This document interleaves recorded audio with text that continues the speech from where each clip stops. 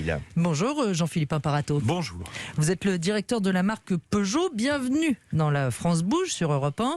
A-t-on besoin de présenter Peugeot, l'un des plus grands constructeurs français depuis 210 ans, présent dans 160 pays? Le secteur d'automobile a été frappé de plein fouet par la première vague du coronavirus. Vous aussi, vous avez dû fermer des usines pendant le confinement, vos ventes se sont effondrées.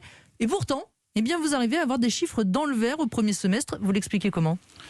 Un gros rebond en termes d'activité parce que nous avons bénéficié finalement du lancement de la nouvelle 208 et de la nouvelle 2008 qui ont plutôt un très grand succès juste avant le premier confinement. C'est-à-dire que nous avons lancé 208 et 2008, fin d'année 2019, premier trimestre 2020. Et donc dans la foulée de ce lancement, on a eu des volumes et une attention sur la marque extrêmement forte. Ce qui nous a permis, juste après le déconfinement, de continuer la montée en cadence de 208 et 2008 et donc de bénéficier de tout cet élan-là. Donc pour Peugeot, un deuxième trimestre extrêmement dur, comme tout le monde, et un très très très fort rebond en termes de performance commerciale au trimestre 3. Alors vous vendez donc des voitures, par chance maintenant chez Peugeot, et ça fait votre force, vous vendez des voitures et vous faites enfin de la marge dessus, ce qui est assez rare chez les constructeurs automobiles.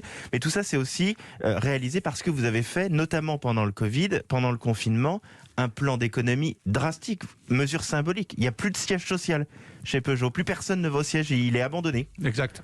L'arbitrage était, on paye les salaires ou on paye des loyers. Donc ce qu'on a décidé le 16 mars, c'est de se dire, voilà, on écroule tout ce qui ne concerne pas la masse salariale de l'entreprise. C'est ça qui s'est passé. Et donc, on a mis en place une cellule de crise tous les jours qui s'est réunie à 8h du mat. Je sais, j'étais en charge de commenter les ventes mondiales du groupe, ou l'absence de vente mondiale du groupe à l'époque.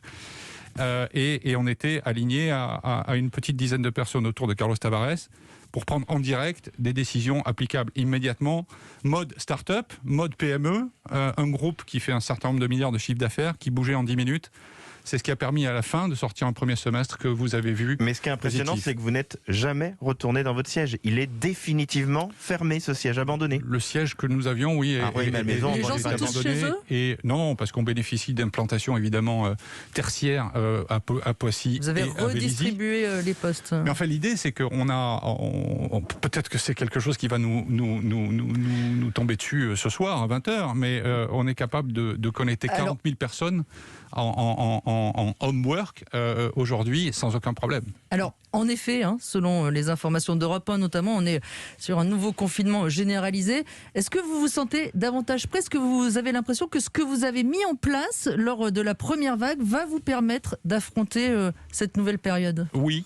Tout le dispositif de réaction à une situation, je dirais, qui pourrait se dégrader est en place.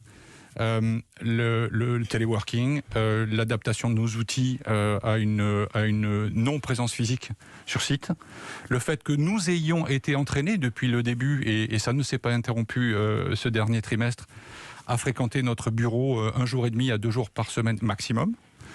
C'est en place et ça peut être réactivable en 5 minutes. Ça, oui, c'est réactivable, mais il faut bien fabriquer des voitures. Vous, la grande question, c'est de savoir si vos usines vont rester ouvertes. Et ça, là-dessus, je pense que personne, pour le moment, a le début du commencement d'une réponse, sauf si vous avez eu un petit coup de fil de l'Élysée depuis ce matin. Non, je ne veux pas me laisser aller à des spéculations. En revanche, vous êtes au cœur du sujet.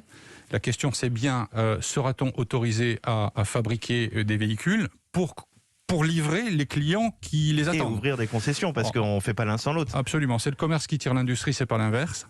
Et il se trouve que Peugeot a un portefeuille un portefeuille de commandes à livrer, donc à fabriquer, qui est en hausse de 40% par rapport à l'année dernière. Donc, si c'est un portefeuille même record. Vous n'avez jamais eu autant de voitures à livrer de l'histoire chez Peugeot, on peut le dire comme ça ? C'est historique, oui. C'est historique. Et ça peut paraître très paradoxal, et je reste très humble dans mes propos, évidemment.